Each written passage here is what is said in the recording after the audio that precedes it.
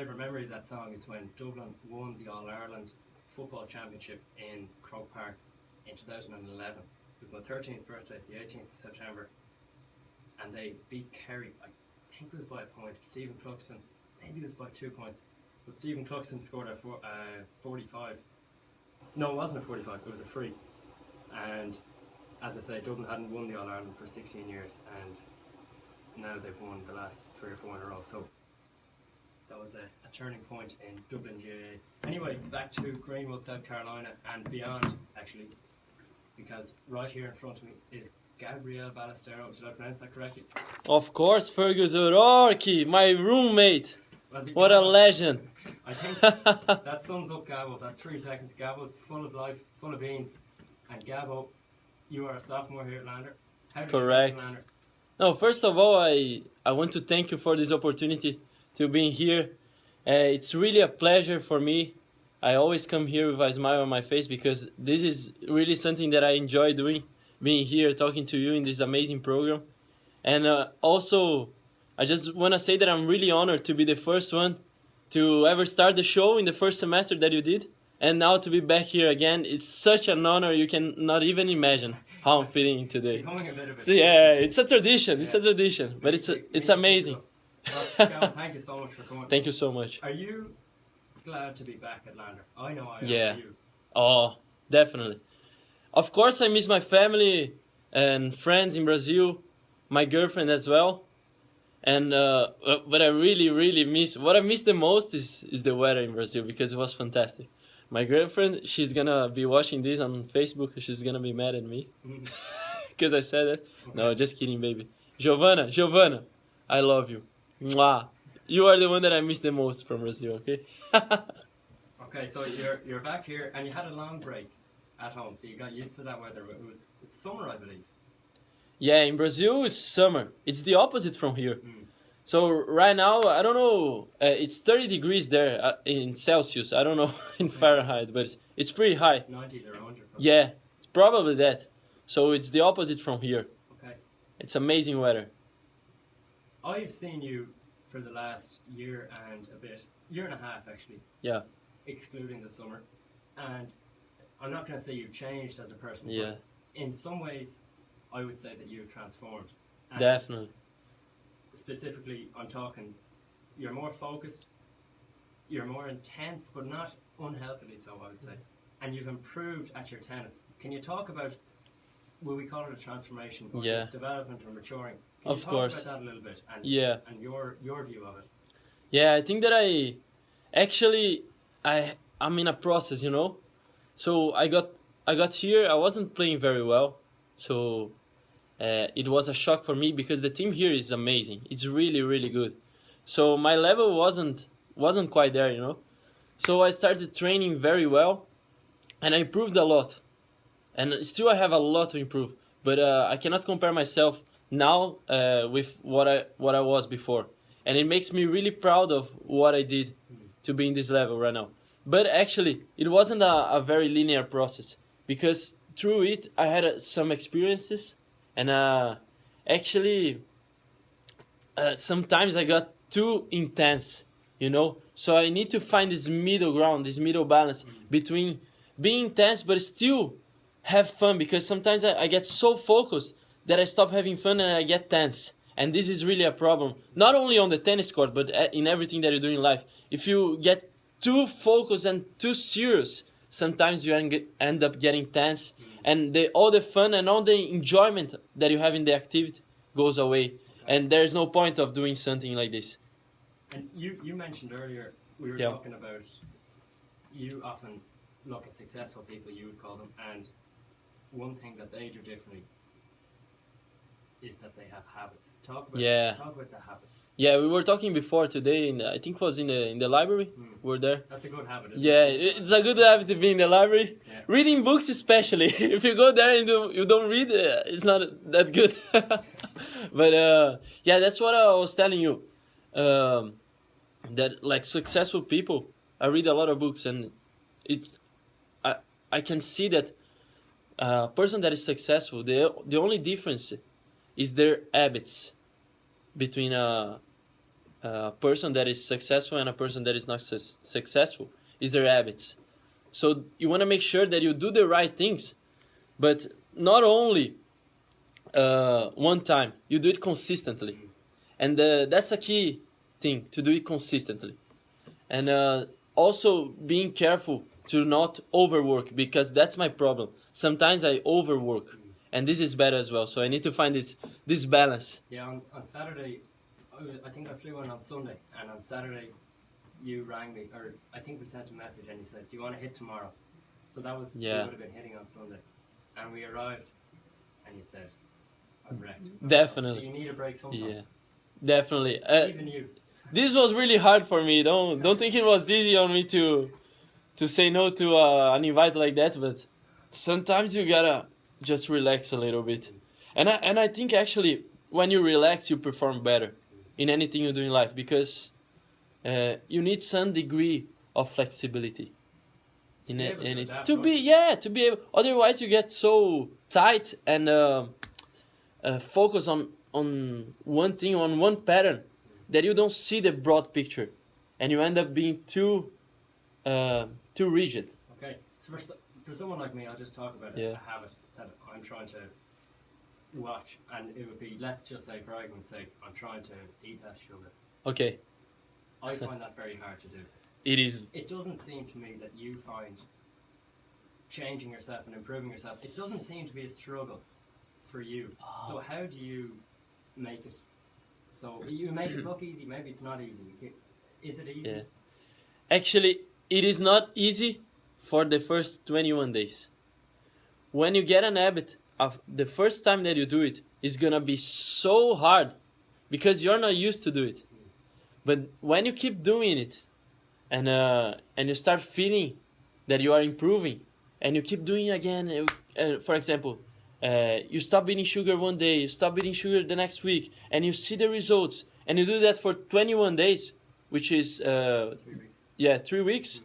Then you start to get an habit, and then you don't have to do as much effort as you did before, because it's in there in your brain. You learn that it's part of yourself right now. So that's a bit of a 21 days.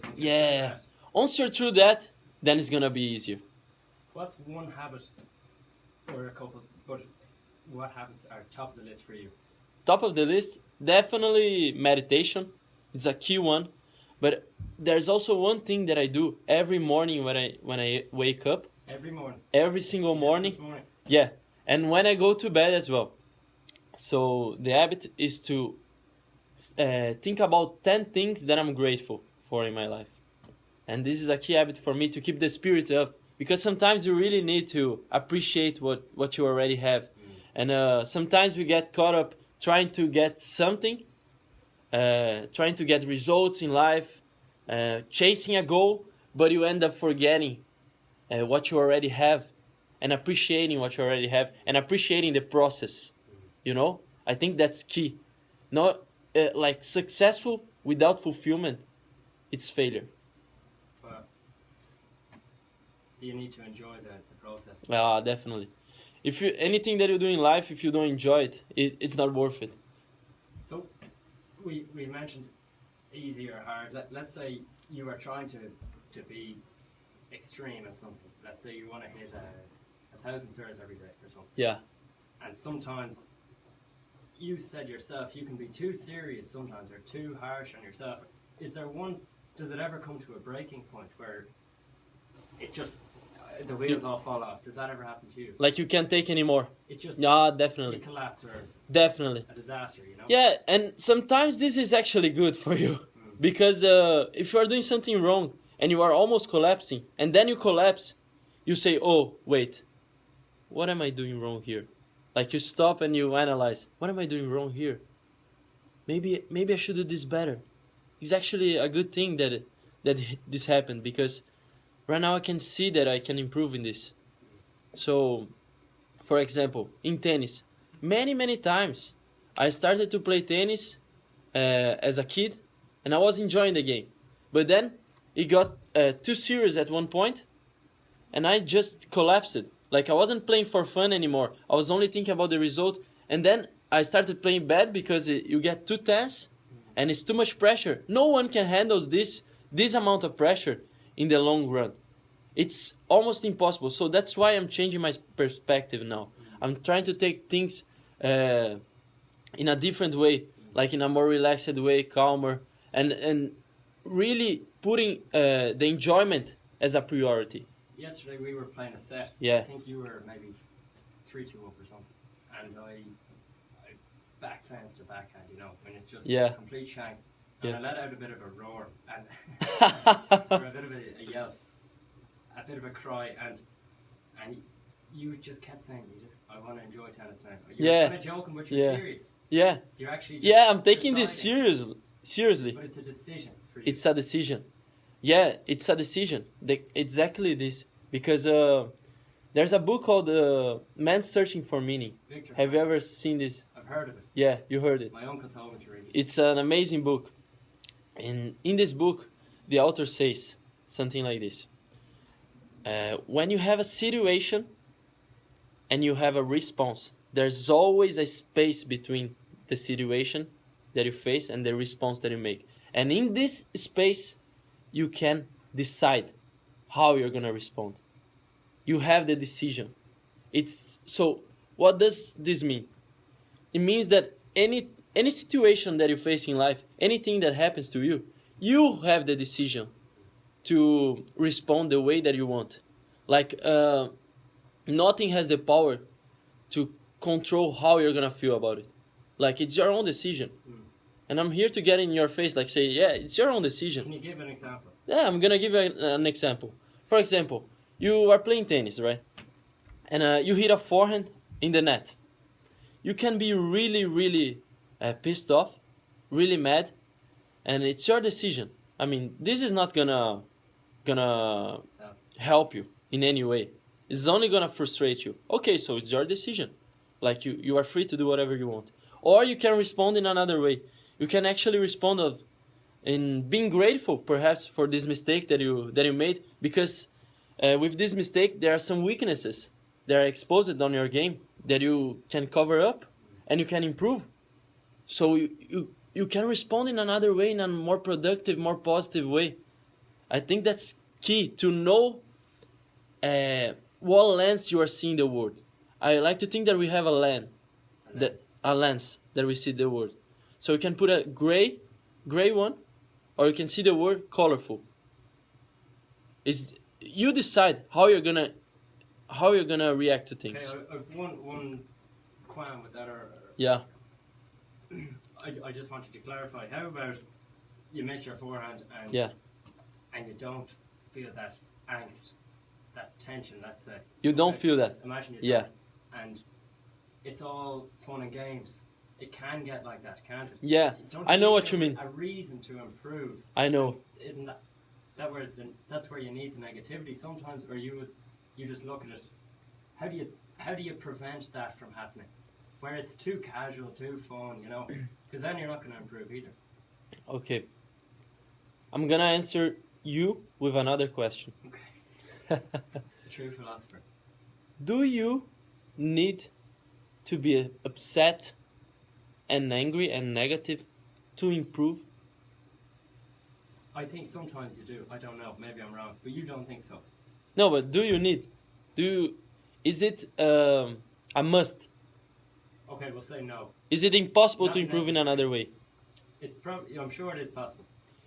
It is easier to be negative or to be positive? Easier.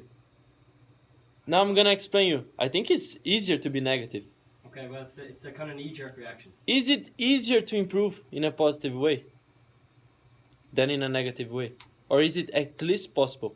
Possible, absolutely. It's not easy. But it is possible. But it's not easy. Okay.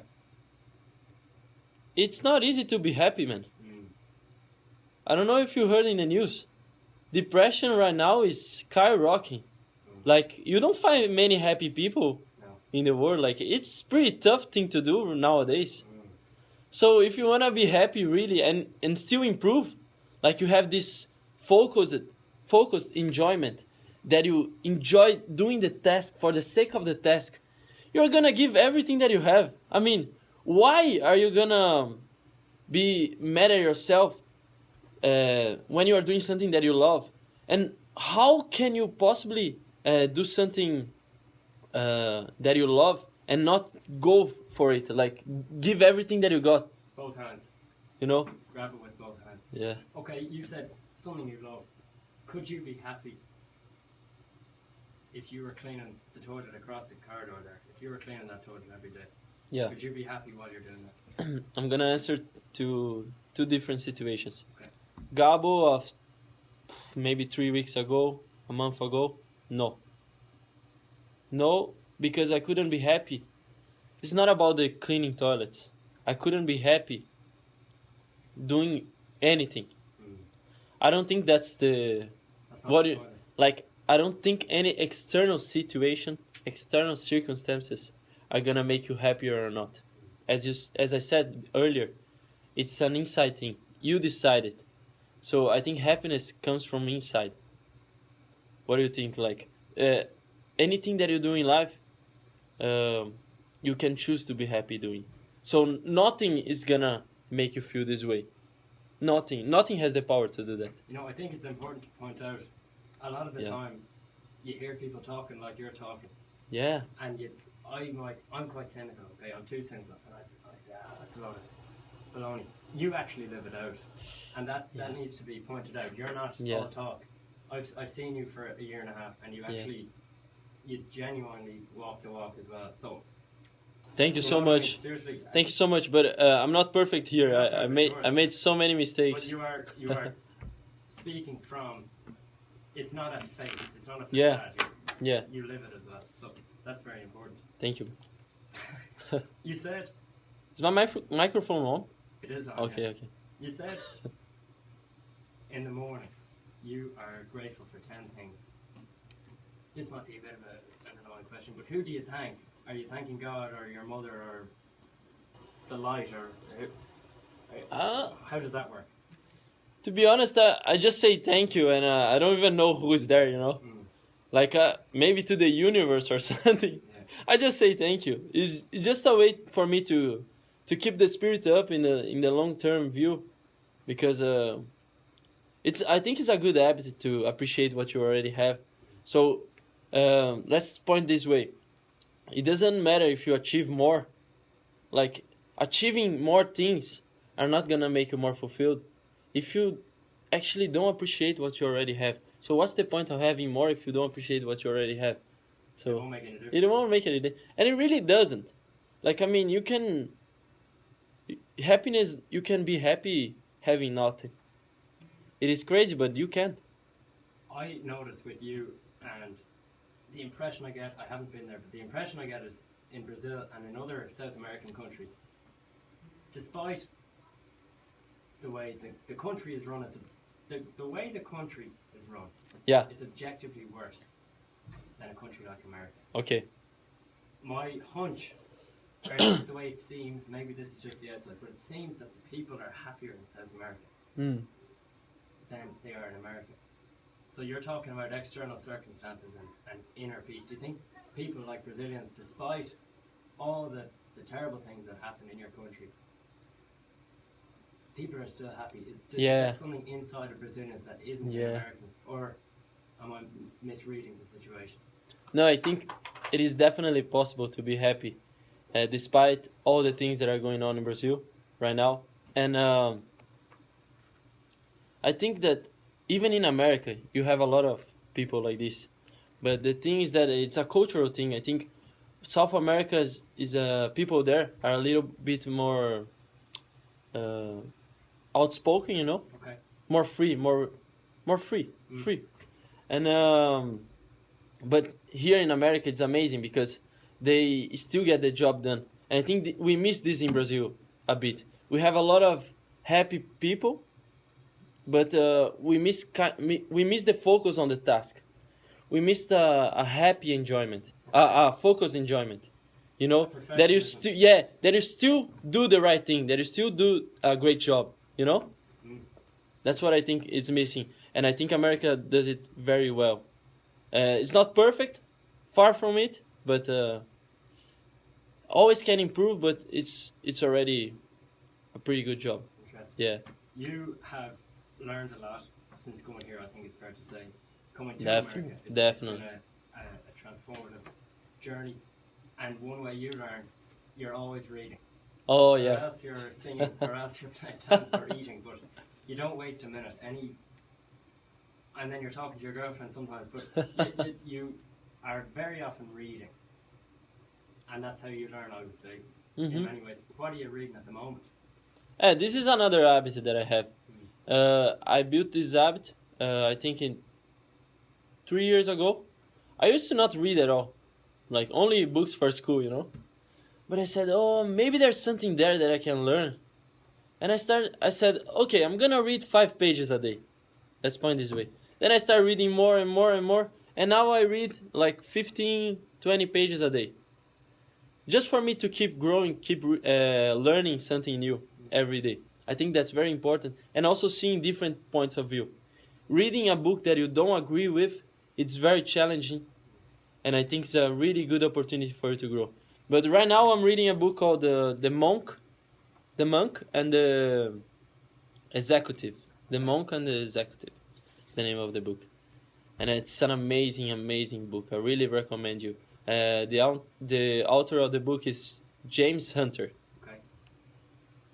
And why? Why should I read Why? it? Why should you read it?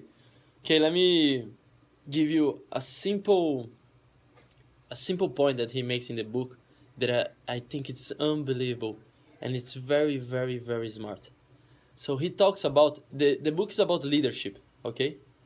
So he talks about the difference between power and authority. Do you have any ideas about the difference? The distinction I would make, let's say, power is where you might use your position to make someone do something, and they mightn't want, let's say. Authority, they might actually listen to you willfully. Is that a fair? Authority, it's not forced. Yeah. So if you have authority, it's not resented by Yeah. the other person. But power might be a bit of a struggle, is it? Or Yeah, that's exactly what you said. Like power is when you go like this. Do this, otherwise I'm gonna fire you. Do that, otherwise you're gonna be in your room for the whole month. You're not gonna be able to go out. So this is power. When you use your position and you make other people do that in kind of a fearful way.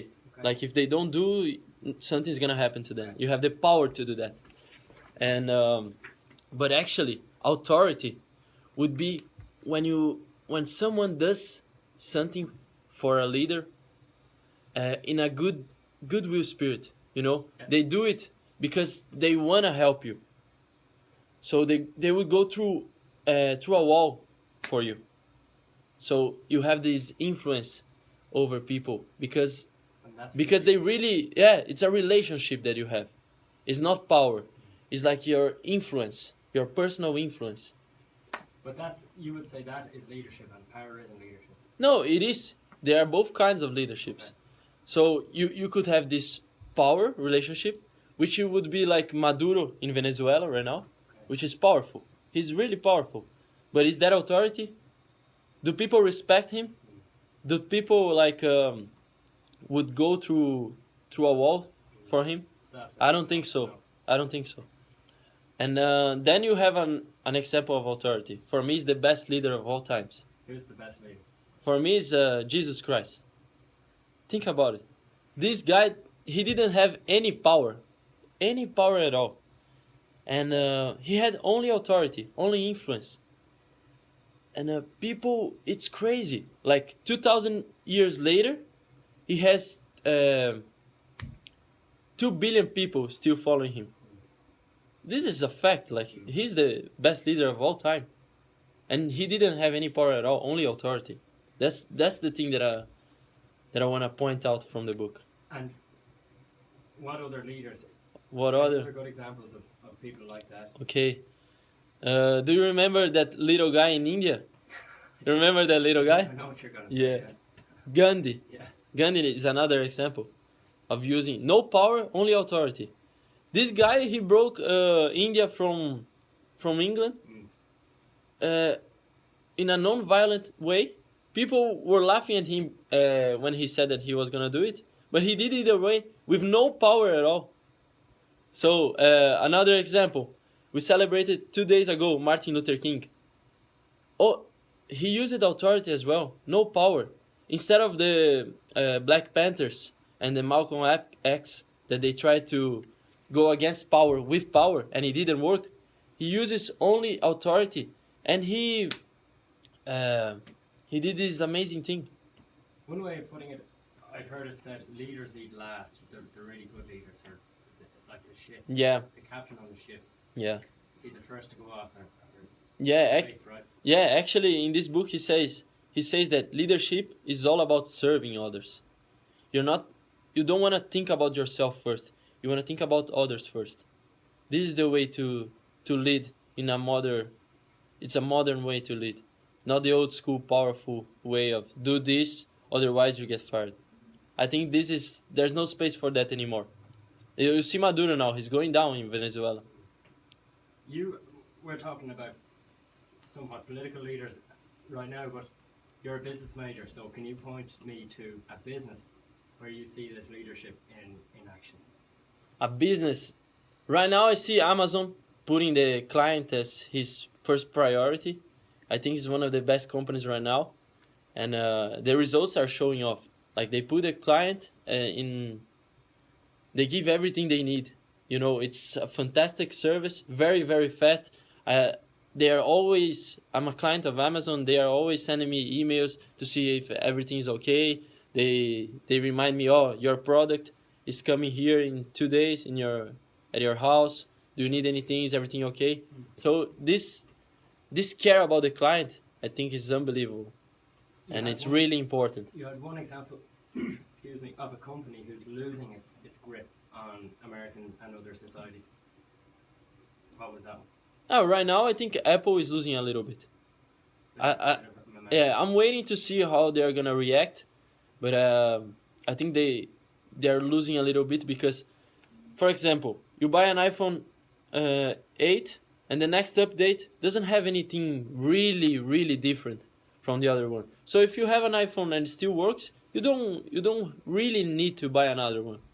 So they need to innovate in a certain way, and I know that it's coming. Something's gonna come up. You think so? Yeah, I think so. This kind of company, they have a plan for these situations. Good stuff. Yeah. Last question, and we're kind of going backwards a little bit, but Yeah. with the meditation, well, two questions, a couple of questions. Why and when do you do it? Okay, why I do it is to make myself have control over my thoughts, or at least know how to separate my normal reaction, like your instinct reaction, from your true self, you know? Okay. Like to know how to control your impulses and your thoughts. This is why I do it, for emotional stability, emotional control. And to be more focused, more productive. I feel like I need a break sometimes from everything in the day. So I take this time, 30 minutes a day, to have for myself, you know, to reset and take off all the trash that I may have in my mind, and just be peaceful and enjoy this moment. You know, take the time to enjoy the moment, and not get caught up in the craziness of today's society. And how do you do it? Like, you don't use a track or a guide or something, an app? No. You just have No. Do you even have a chair? Actually, I have no problem with that, but I prefer doing without any technology, just to free myself of this kind of influence. Yeah, you know, free myself of the technology, at least for 30 minutes in my day, because we right now we use so much technology, and I think we need a break sometimes, and that's why I do it, just to release the pressure, man. Well, Gabo, as you said, this is the second first Irish Hour where you've been on the show, and I'm very grateful for you to come in, and I think I personally learned a lot from you, and I hope you, if you're listening, learned something from Gabo Balestero as well. if you didn't, he's on campus. He's always happy to talk. I think he's a friendly guy. So this. No, guy- no, no, this no! guy Don't can- talk to me. Don't talk to me. If you see me there, don't wave at me because I'm a bad guy. Gabo waits too many. Gabo doesn't know enough names because everyone knows his name, but everyone knows his. That's a lie, Fergus. Anyway, Gabo, very last question. Yeah. What song would you like to play? No. First, are you gonna play the song right away? I need to say thank you to you first, bro. Bro, thank you so much for the opportunity to come here. I really enjoy it. It's amazing being here, and the work that you are doing here. We were talking here. It's not work for you because you love it, huh? I do. It's enjoyment, huh? Absolutely. Yeah. This means that you are in the right track, and keep doing this because it's fantastic. I appreciate it. And it's an honor to be here, and being the first of the semester to bring the show back. We need the Irish hour here in XLR Radio. Come on. So what's your song? Thank you so much. My song is a classic. Cool and the Gang, Celebration. Put that on. Woo! Can I sing a little? I might turn off the microphone, but if you really want to, I will. Just to start. Fergus O'Rourke, XLR Radio, live. Yahoo!